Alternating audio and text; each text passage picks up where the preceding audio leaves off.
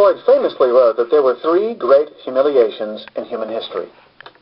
Galileo discovering that the earth was not the center of the universe, Darwin discovering that humans were not the center of creation, and Freud's undiscovery that we were not as in charge of our own minds as we believed.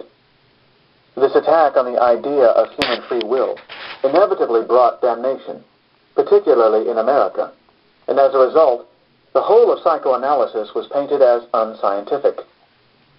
Though Freud was an atheist, it was pointed out that psychoanalysis had taken on the aura of a religion, creating a whole new culture of the couch that Woody Allen satirized so well.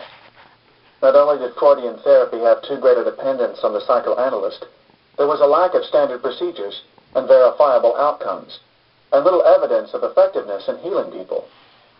Neurology even discounted the idea that dreams could be linked to desire or motivation. In this climate, Freud was quietly bypassed on the reading lists of university psychology classes, and the number of professional psychoanalysts dwindled. By the early 1990s, Time magazine felt it appropriate to ask on its cover, "Is Freud dead?"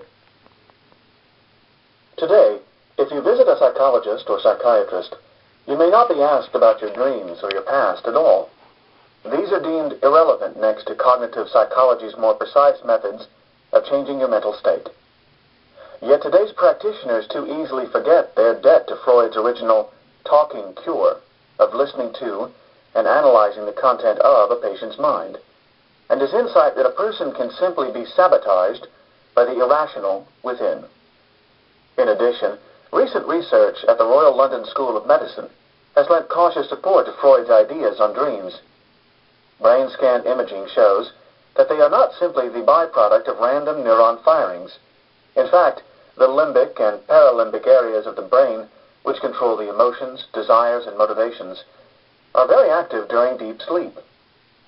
Dreams are, therefore, a higher mental function related to motivation, although the jury is out on whether this proves Freud's theory that they exist for wish fulfillment.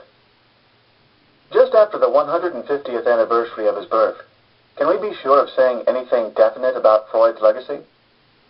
Though his discovery of the unconscious changed the intellectual and imaginative landscape, perhaps his greatest contribution was to make psychology fascinating to the average person. It was the possibility he gave of seeing into our own minds that made his ideas so compelling.